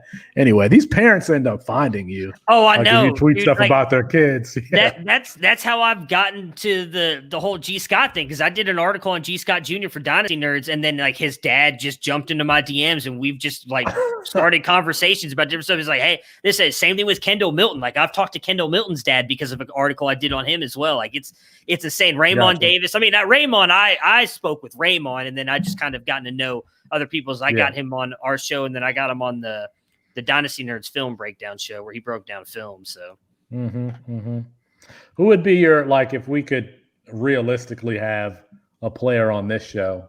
Who would each of you? You know my answer. It's not even. It would be G. Scott. It'd be G. Scott without a doubt. I'm trying to think of who mine would be. I don't know. I just threw the question out there. I don't have an answer. If I could get Justin Fields on here, I'd probably take Justin Fields as well. I think he's fascinating. But yeah, if I had to pick someone, I mean, I love Raymond. I've already had Raymond on a show, and I've already talked to him and like coming back on, later in the year. Once I just don't know if he stays up this late. I'd ask him to come on this show. I don't know. No, but what's the dude's name at ESPN? The black dude who's the GM and he does the draft stuff. He's bald. Louis Riddick. I can't remember his. Louis Riddick. That's right. That's probably who I would pick. Yeah. Pitt, shout out. Oh, did he freeze up? Oh, who? Oh, there we go. Maybe I froze up because both you guys stopped working there for a minute. Yeah, it was Louis Riddick, right? Yeah, Louis Riddick. Yeah, that's probably who I would throw out there. Well, you could always reach out. Worst is going to do is I know never read your all you do is DM, not respond. Right, yeah, exactly. Right. Oh man, I do it all the time, man. I'm not even going to lie. I've sent out stuff to a bunch of different like people and prospects at college. Just like, hey, I think you're a fascinating player. Is my opinion of you? What is something about your game? And sometimes they reply, sometimes they don't. I don't really care. One time I asked, so I tweeted something about how DeAndre Hopkins saved this 3% on his contract that he negotiated himself. And then like these two NFL agents said, wrong.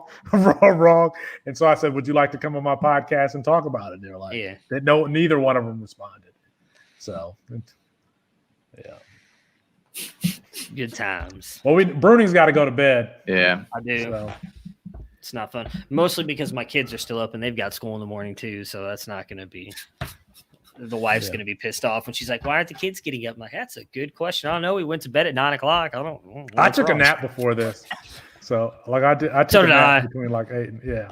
I came back home right after work and put the Steelers game, the last couple minutes of the Steelers game on. I didn't even finish watching. I passed out for like 30 minutes. What was I think the hottest argument this week was the Kyle Pitts thing. Yeah, that's probably what I'll cut up tomorrow because of the bet. I think you're wrong on that, right? No, I don't. I would not make a bet to. You were just doing that for the show. Or whatever. No, there's no way that 10 you think that Kyle Pitts. 10 how many? 10 touchdowns? But you said like 1,100 yards. 1,200. No. He said 1,200. I heard it. No, I'm pretty sure I said 1,100. I'm pretty sure I said no, we can. I mean, it's on the tape, so we can. I can always go back and edit it, my friend. I'm very good with editing. I'm very good with editing. I just got to go find it really quick. No, 100 yards and 6 touchdowns. Yeah. Okay. I don't even know. I did say 1,200. I did. I think half of that's a successful season. Just depends on where he goes. I told you that. So we had our firm is headquartered in Cincinnati, but we have an office in Columbus. Did I tell you this story already? Mm-hmm. Where we had our one of our retreats was at the Horseshoe. Like, during the off season in the summertime, It was at the Horseshoe. So we had like dinner in, one of the press boxes or something like that. And they had the nerve to ask us they wanted us to take a picture on the field. And I was like, I'm not taking a picture. There's no fucking way that I'm taking a picture on this field. So, hey man, there's nothing wrong with that. I would love to go to the Big House someday. It's a classic stadium. I'd take a picture there. So I've got friends who went to Ohio State Law School, and I kept saying, I was like, do they have any money to invest in this stadium? It's so, all this paint is peeling. I just kept making side comments and stuff like that during the whole walkthrough, because we did a walkthrough and everything. They have a pretty good law school, don't they? Yeah, they do. Yeah.